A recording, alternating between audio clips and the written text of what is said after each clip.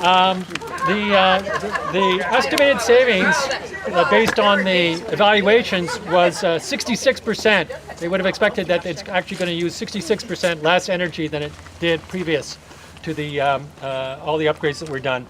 And the air leakage went down quite a bit. It went down from 14.3 to 10 air changes at 50 pascals. Is it air changes per hour? Air changes per hour. Okay. Air changes per hour at 50 pascals. So that it went more than 10%, obviously more than 10% down. And so we're going to kind of split the group here. One group is going to go and look at there's a ground source heat pump system here, and you're going to look at that with the heating contractor, I believe. Yeah, so that's Denis from KCS. Denis from KCS will take you on a very informed tour of the heating system, and then we're going to trade off. And so I will talk with the rest of the people, and Mike will also we will manage talk about the envelope upgrades that were done as well. And what's this system called again? It's called a ground source heat pump Okay. or geothermal. How far deep can it be? Go 500? In this application, it was 800 feet. 800. Yeah. So there's like there's 3 wells. Yeah, this is what we call vertical. There are 6 methods of doing the geothermal and 3 methods of doing air source. Okay. So in the geothermal, 3 of the methods are what we call closed loop, where we're running food grade alcohol through the system, and we can either stand the pipes up, which this is vertical, or we can lay them down horizontally, or we can put them into a pond or a lake or something like that and sink them. And then the other 3 methods is what we call open loop, where we take groundwater from your water well system, pass it through the machine, and put it back in the ground. Because we're not doing anything chemically to the water, we're just making it colder. What's your loop length? In this one, 200. 200 times 3.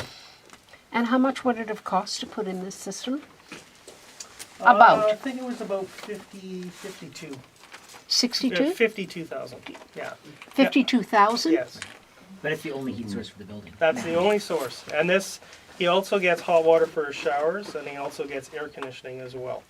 Now, vertical loops are the most expensive, the top end of the geothermal. So you can have prices between 20 to 50, 60,000, depending on what the property offers. Okay, so initially when you said that, I didn't think I was hearing properly. So I thought that was a lot, but what's the return? Like, He's heating his house year-round, including hot water and air conditioning, for about $600.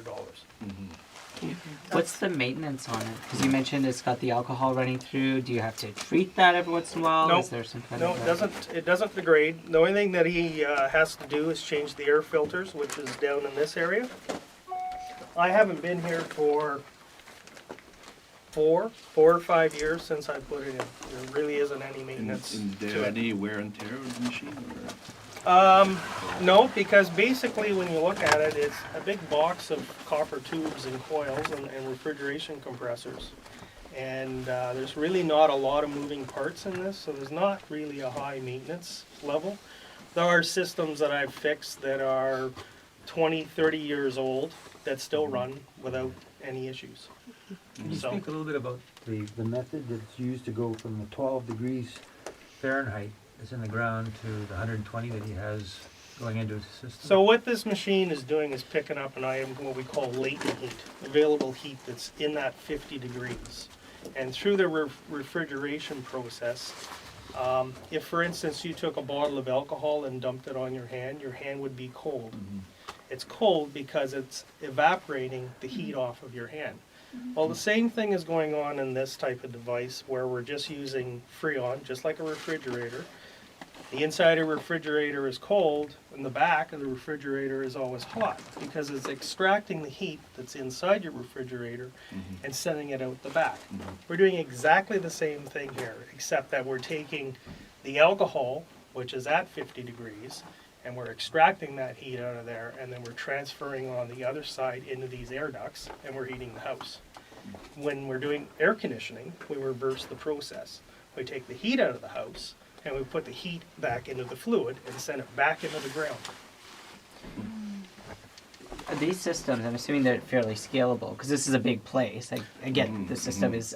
The initial heat load calculation was very, very huge on this thing because of the amount of losses and that. And one of the conditions was that the spray foaming was done in the basement to bring the heat load down. So when all of this was done, it was basically figured out as 8 tons. Now this is what we call a 2-stage 8-ton. So 4 tons is used for the first stage, and the other 4 tons is used for the second stage. So what that does is that gives you higher efficiencies to be able to do heating at low heat load levels, such as say November, where you don't have a high demand for heating, you only need to run 4 tons. But in January and February, when you have a higher demand, then you need to run all 8 tons. So he's able to scale back his usage, Okay. and also with the variable frequency drive, he's able to scale back his airflow and his consumption that his fan would take at hydro as well. Right. So it gives him maximum. How would the size of that compare to a home in Ottawa? I don't know where. Well, typically where you're at. most homes are between 3 and 6 tons. Right, and that's like. How big of a like a unit? Well, it all depends on what rate the building loses heat. So, I mean, you can have a small building that's like Swiss cheese, and you'd have to put a huge, a lot of horsepower in to heat that Right. place. You have a place that's very airtight. Yeah, but if you did, new windows insulation, Yeah. did that work first? Because it's probably cheaper than having to run an extra well and. double the size Absolutely. of Well, the this. size of the system also increases the amount of pipe that we have to put in, and increases the expense too. Right. So if you can improve that factor, then we can put a system in that's smaller, and that price point goes down. Right. Like how big is this place that it's heating? I don't have the data because, like I said, it's 5 Like, years it's since like I've been in here, but A couple of thousand square, yeah, like less Mike, than 3. Mike has the numbers, Okay. but sounds it's good. probably, I think it was like 3,000 feet or so or whatever, Okay. including the upstairs. But you have to remember, this is an old farmhouse, Yeah. so even at the its losses best. are extremely high, and that's why we had to put 8 tons in. Right. What does the ton refer to? Ton is basically the element of energy. So basically 1 ton is 12,000 BTUs of thermal energy. What's that in gigajoules? I'd have to calculate it out. Three barbecues. So the liquid is running all the time, or it's just No, the on liquid demand? only runs when the unit is on. Okay. The liquid is actually in that white The tank tank, that's okay. around there. And you can see there's a couple little pumps. Mhm. And those pipes head off to that wall, and they split off into a header. And they go down each loop that's basically 200 feet down and back up. And Okay. they return. Okay.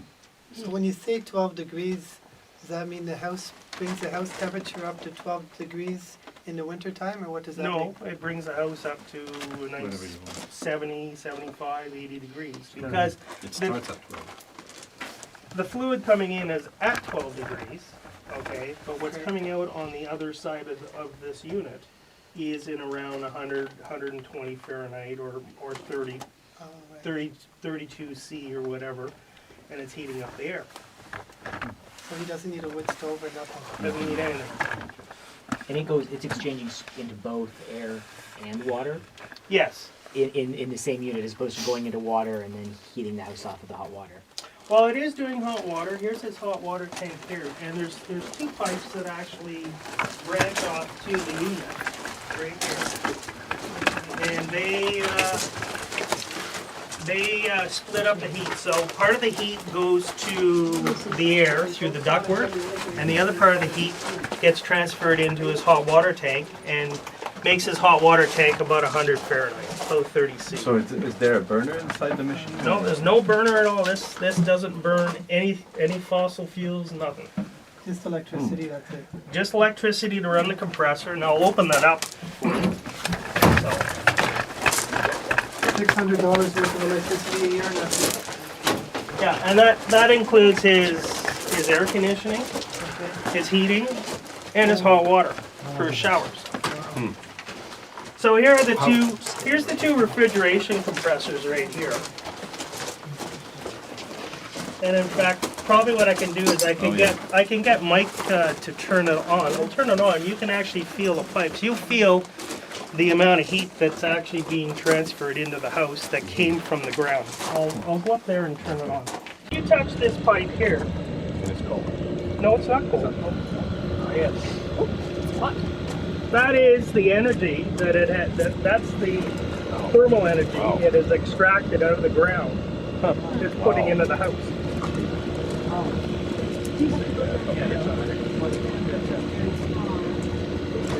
No, the copper is the one. Yeah. Oh, it's hot. It's hot. Yeah. Wow.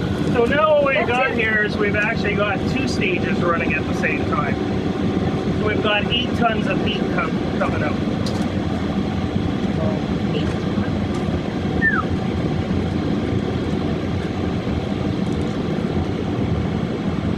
It's quite hot. Yeah. So that's free heat. If you Go down draw deeper. the heat vertically, Yeah, it doesn't make a change. difference, eh? It stays at a consistent 50-55 degrees. How does it get to 100 and something degrees here? What happens? Actually, What's happening in here is there's Freon. When you take Freon and you compress it, okay, its temperature rises. When you take Freon and you have a lower pressure, it evaporates. Its temperature goes lower. So on the evaporation, what we're doing is we're picking up the heat that came from the fluid. We're compressing the Freon from about 60 pounds to about 300 pounds, and now it wants to release a lot of heat. So need another intake like electricity to be done. exactly. So there are 2 coils. There's one coil which is for the air, and there is one coil for the hot water. Okay. Oh, And that basically is basically having that high temperature transfer into both mediums. okay. So the electricity here will be more to come. Well, in this case, it raises the hot water temperature to 100 degrees. Now, if you say want 120, the electric elements only bring it on for 20. Okay. Could you technically heat the house to whatever you want, like 25? Oh yes, Even no matter what the temperature outside, you could get 25 degrees in this house. you can heat the house to whatever, you know, a normal temperature that you want. Yeah, 20, but you could if you wanted 25. Yeah, and I think there's some ducts here in the basement. What's that regulator telling Well, you? right here. So this is the heat that we're getting from the ground. so is the coolant like a CFC that causes the ozone hole? No, the this unit doesn't contain any CFCs. Okay, it has it has 410, which is a friendly refrigerant. Basically, 410 is made of a component of methane. So it Methane? doesn't. Yep, methane. Which is a greenhouse gas, right? Yeah. Basically, but it's self-contained. Right. And it doesn't leave the system. But it's not as destructive as a CFC Right. that, for instance, has a chlorine atom. The chlorine atom is what's destroying the ozone. Okay. Okay, so in this component, it doesn't have a chlorine molecule in it. So that's why it's not destructive. CFC, I think. What kind of clears? CFC. Well, R12 was the first CFC that was designated to go away. Okay, and then refrigerant 22 is the next one, and of course R12 was used in automobiles, and that is where 134 came out for your automobiles. So 134 is a friendly refrigerant, and now 410 is the other one that's replacing the R22 that's scheduled next year, I think, will come off. So.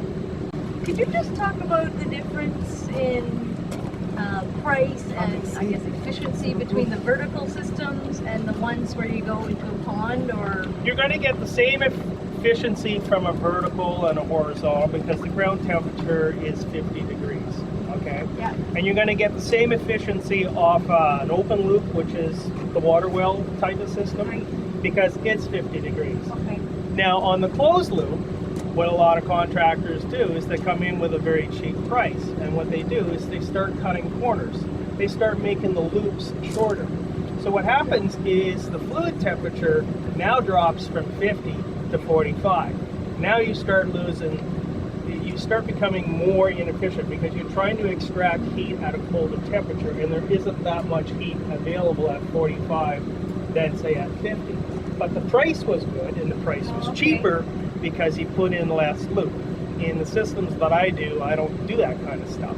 So what happens is the loop temperature always stays up, that you're always getting maximum efficiency. So the price is related to the length of the loop? Well, the price is related to a lot of things. It's related to the size of the system, okay, and the size of the system is also related to how much loop that you put in the ground. Now you can cut some corners and you can put less loop and the thing will still run, but it won't run giving you the maximum efficiency because the loop temperature has dropped.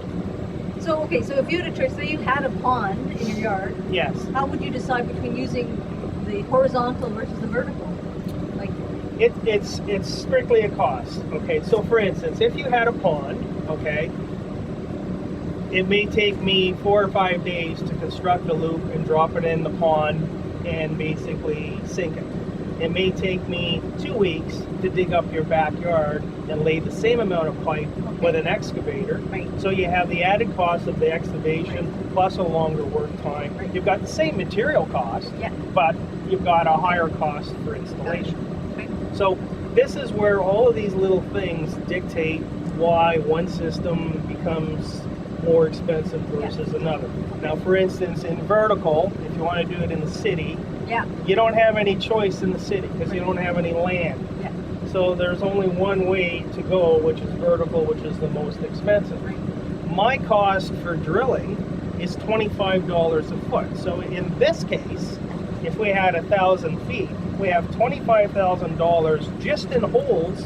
We don't have any pipes in the ground yet, and we don't even have this thing in the basement. Are there any rules about going, say you live by a river? There illegal are- to just go dig, go There, through there your line are of the river? there are rules in certain areas, and certain areas other municipalities don't care. Okay. Okay, there are rules across Canada from an environmental point of view that you can't be discharging stuff and whatever. But for instance, if you're on, say, the Rideau River, the Rideau Conservation Authority doesn't like you sticking pipes in the ground Right, because right. there's boats going up and down Yeah, and yeah, environmental yeah. issues and stuff like that. But if you were in some little lake, say, you know, in Armprior, they wouldn't care. Right. Okay, some So you areas. can check that before you. Yeah, you can check it. Yeah. So. Okay. Harper's just changed the Navigable Water Protection Act. You can do anything you want. Pipeline, bridges, whatever. Yeah, exactly. Yeah, he just put another little twist into things. Yes. What are the considerations in the city? So you're in downtown Ottawa. In the city, I have put them in the city. There's one that I put in Alta Vista, and there are 2 other ones that I put recently in Canada. For instance, you can do what we call an open loop off of well water, and you can actually go and sink a water well like you would have in the country in your front lawn. You can't hook it up for drinking purposes, but you can hook it up for irrigation and for geothermal. So it's kind of weird to see a water well sitting in the middle of the city. Up in Billings Bridge, I put 2 of them in about 7 years ago for a customer. So you can put the vertical loops in. Now the vertical loops are buried underground, so you don't see anything. In the open loops, the wellhead's got to be 30 inches above the grade, okay, because for Ministry of Environment purposes, you got to prevent rainwater from coming in, falling in, and contaminating. So that's why the wellhead is raised above. But there are tricks that we can do. We have fake rocks that are made out of fiberglass that you can put on top, so no one would not even know that there's a water well head there, and you can just landscape around with a fake rock and some trees. That'd be internal. Hmm? Can you do that inside the, like, interior to the basement or something like that? Well, the problem with doing it internally in the basement is you can't get the well drain down into the basement unless you destroy the house. If you're building a new house, that's a different story. Sure, before we put in the foundations and everything, we can come in and drill all those wells, and they sit below the house level, and then you put the house in. There is condos that we've done that way. We've done commercial ones that way as well. So I'll go through some of the things that we did in the inside of the house, and the major things that would be noticeable on the ground floor will be the windows, which was a huge investment. We did change all of the windows. We haven't done our doors yet, mostly because they're all very odd shaped and very odd angled. So you'll note that even from here, I mean, when the guys did the windows, you have 2 inches up there, and you only have a very small part here. So it's a very unique, and you have to have gentlemen that are workers that are quite good at making things work. In this section here, like I was saying outside, this section is a timber frame section. It was originally the summer kitchen, and it was uninsulated for the first couple of decades. And then in early 1900s, 1910 about, when they added the other addition, they insulated this. And what they did was, they closed it in, so it's basically barn board, and then there's 2 inches of space where there's wood chips, wood shavings inside, and then there's another section of barn board. So hopefully I'll be able to show you some pictures of what it looked like. But when we took that out, so that was the surprise that we had here, was to find out what was actually in the walls and so on. We found newspapers stuffed in all the cracks, trying to keep keep the air from coming in, cold air, and different cloths and stuff like that. Underneath the kitchen, we found different medicine bottles and skate blades and lots of, like one bottle we have is a turpentine elixir. I don't know. I don't know if I take that. So you can just take a look at the windows, and then on the other section you'll see that when we did do the heating system upstairs, there was no pipe work, so we had to install all of the duct work to get the forced air unit to get heat upstairs. So as far as timing goes, the way that does anybody know how it works? The induction. So it is magnetism, electromagnetic conduction, I guess it is. Instead of it being a resistor, where you have to take energy and create a resistance, and then it heats up the coils. So then it takes energy to heat the coils and time to heat the coils, and then it takes time to push that energy to the bottom of the pot through the cooktop. In this case here, from what I understand, the energy goes directly to the bottom of the pot. There is no resistor. So already we're seeing little bubbles in the bottom of the pot. Yeah, so the bubbles are coming up. It is starting to boil up now, and so that's the speed at which, it's at least 3 or 4 times faster than electric, and then I think it's twice as fast as the gas. So it's great. And it doesn't get hot around. And it doesn't get hot, and theoretically, now it's hot because this was hot, but this is not not too hot because this is not heating. That's not an element. It's not a resistor. So in the pot, it doesn't get hot. The pot, well, the bottom of the pot is hot. I'm not touching it. Candles, for example. Correct. So the only difference is that when you do shop for something, you can just take a magnet, and if it's ferrous, if it has iron in it or magnetic, then it'll work on a cooktop, on an induction cooktop. So do you say, this would clearly give you electricity savings here? Oh yes, yeah. By not having to have it on for as long or generate as much electricity. Yeah, absolutely. That's amazing. Just in terms of where does it scratch? Like if you're leaving big cast iron. We've had it for 2 years. I have one there. Okay. And I don't know. Any special cleaning? Nope. Great. And it doesn't bake on because the glass doesn't get hot. Get hot, okay. So we never have to scrape. Because that's the spaghetti sauce doesn't cook onto it. right. Yeah. Electromagnetic It's called induction, so that's the type of technology. And there are many manufacturers that pull it together and stuff. And you make this one? This one we got at IKEA. There you go. Electrolux is another big. You see Kelly Ripa, she's always hawking that. So, So that's it the, has other features.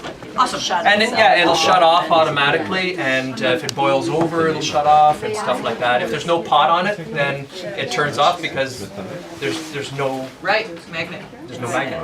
That's amazing. So that's kind of However, fun. if you have a ring, you're not supposed to. Yeah, don't, because it might be No rings. Yeah. What? Because You mean when you're having a concert? well, that might be No. magnetic, and then it becomes a conductor. Yeah. So then it's hot, so don't touch it. Oh, I see what you mean, okay. Okay. It's that, oh, it's instantaneous almost. It is instantaneous. So here you'll notice that there are two ducts. This is for the hot air going up, and then the guys were able to run the pipe sideways and up into the bedrooms upstairs, and those are the only holes that they had to make. It was a hole there, a rectangle hole, and then in the actual, in the bedrooms, they're just the registers. So they didn't disrupt the floors, they didn't have to pull up floorboards or cut big holes in the ceilings and stuff like that. It was quite impressive. And then this would be the cold air return that comes down from those two rooms, and then there's other two rooms over there. So they were able to work the pipe. So if ever you needed to do any kind of retrofit with pipe work, it's amazing what they can do, because I thought they were going to rip up all sorts of stuff. And it was quite reasonable. This is a picture of the wood shavings that are in the, so this is the electric heater in the front of the kitchen. We don't use the electric heat anymore. There is baseboard heat in all of the bedrooms, but we just have it, it's just off. We didn't pull it out because if ever there is an issue with the geothermal, if ever there's an issue with the what do you call it, luminol, or there's a leak in the pipes or whatever, and we need time to make a repair, then we have at least baseboard heat. So this is the construction. So you have siding that was stucco, barn board, beam, and then barn board on the inside. And so that's what it looked like when we started to enlarge the window space so we could put the new windows in. So that's pretty efficient barrier against the cold, though. I mean, there's an awful lot of wood there. Yeah. You know, I mean, this is fairly efficient. This would be quite efficient, I would expect. But I guess the biggest issue would be the gaps and as the house kind of shifts over time, there would be large gaps that would have occurred, especially with the different foundations. So this is a poured foundation, as you saw downstairs. The center part is in stone, so it would have changed with different rates and different weights and so on. And then in the far side, there's a slab in the back, and then in the front is just one layer of stone, because it wasn't a real foundation for the house, because it was just a summer kitchen. So that's what it looked like when it was all packed in.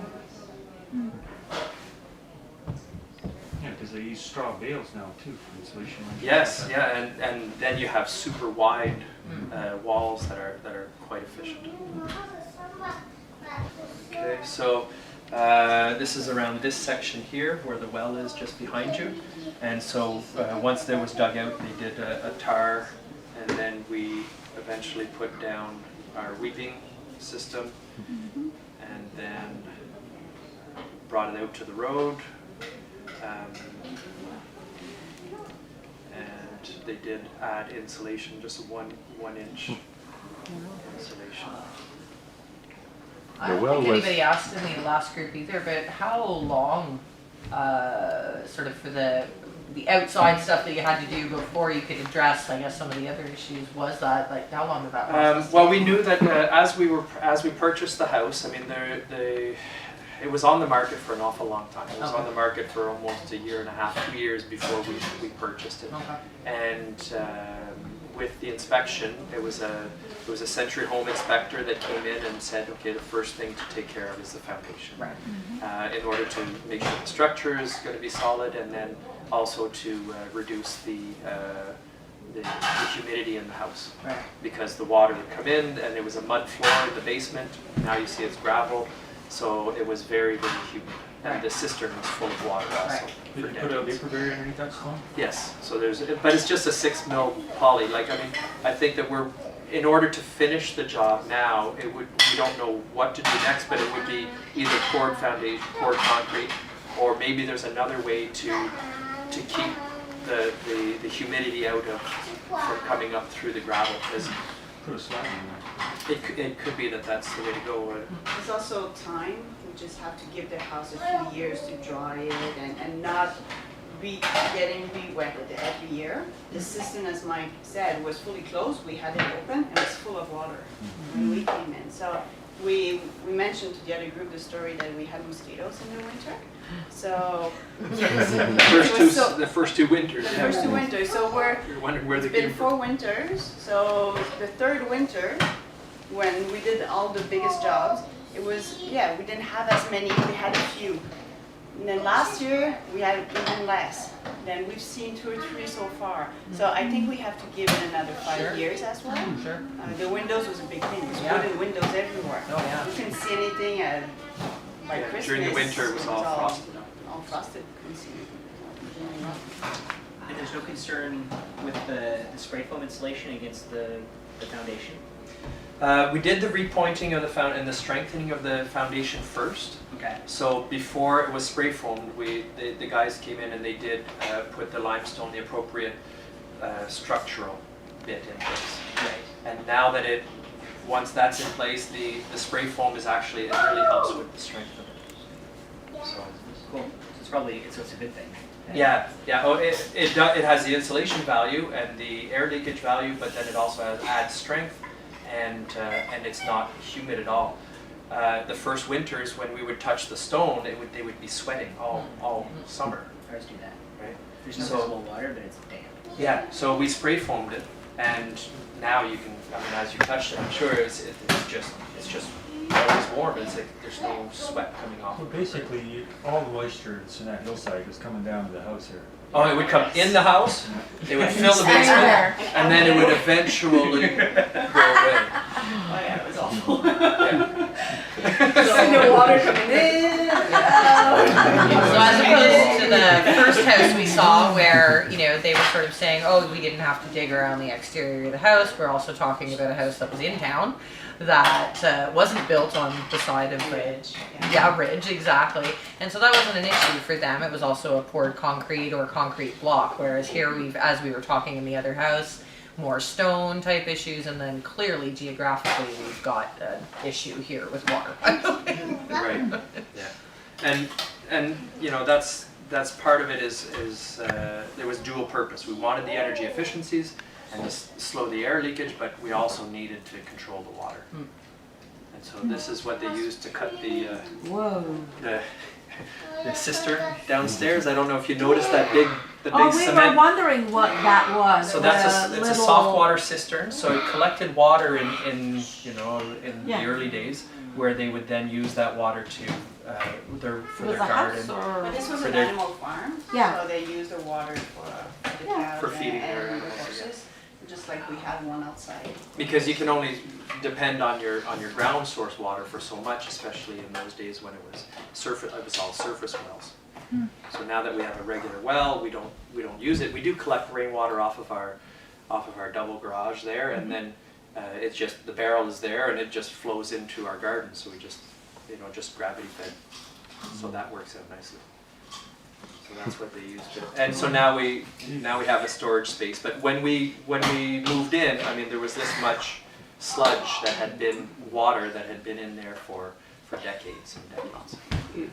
So did you actually cut the cistern out? Is that what you did? No, we cut a hole. We cut a door in it. Oh, okay. So we just cut this Yeah. section to there, and then they took it down and we took it out. So now it's just storage space, but it's dry. It's dry. The 3 wells are just out here on this side. You can't see them at all. They're all underground. They're all buried. So all the pipes then you must have noted where they came in the house. Okay. So that's before they did anything. And then these guys parked on the other lawn for whatever reason. How did you decide where to put the holes? It was a bit of a process.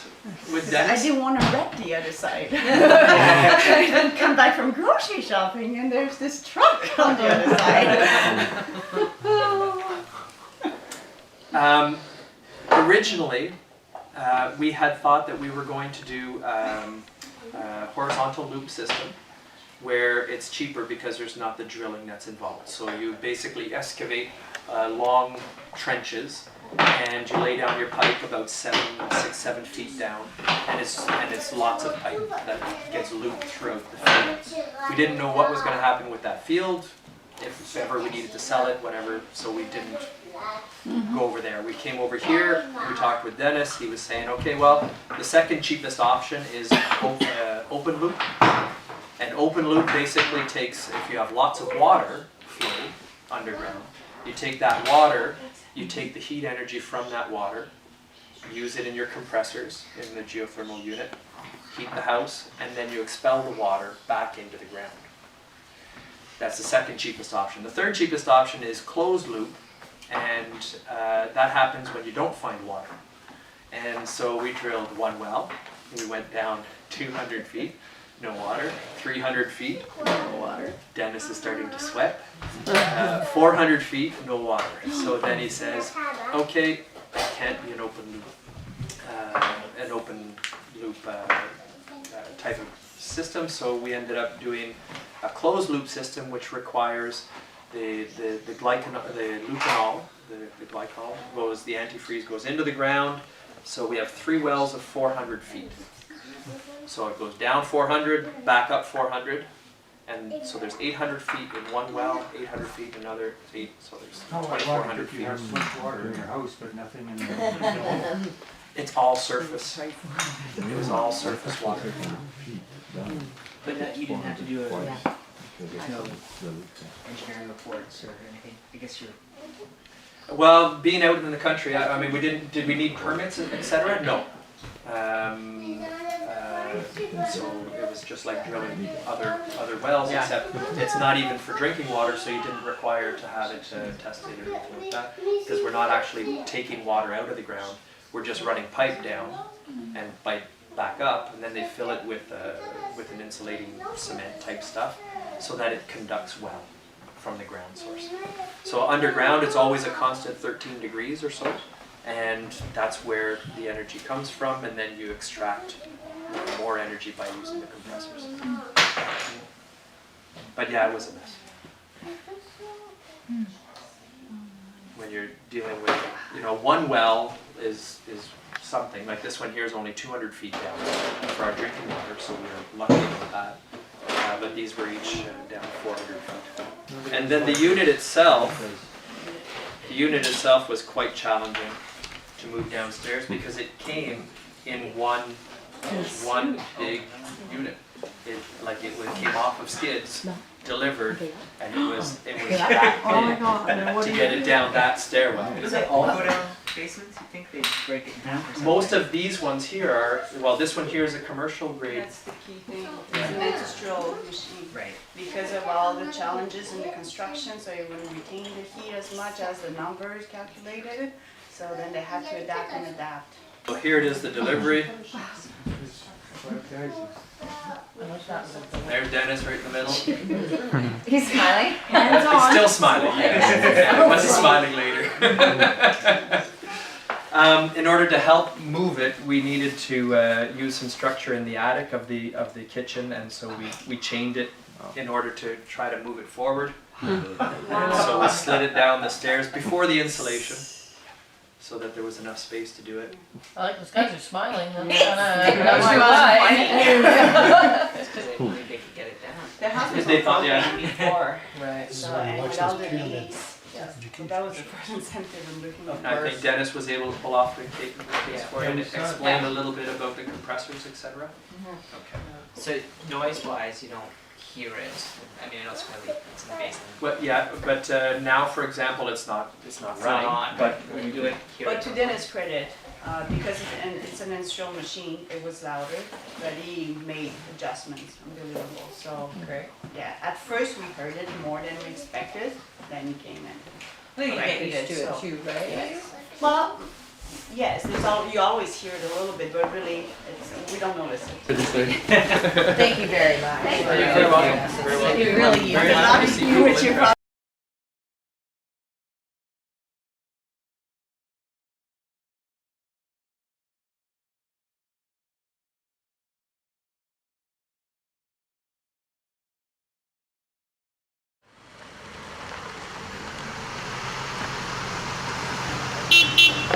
But in the end,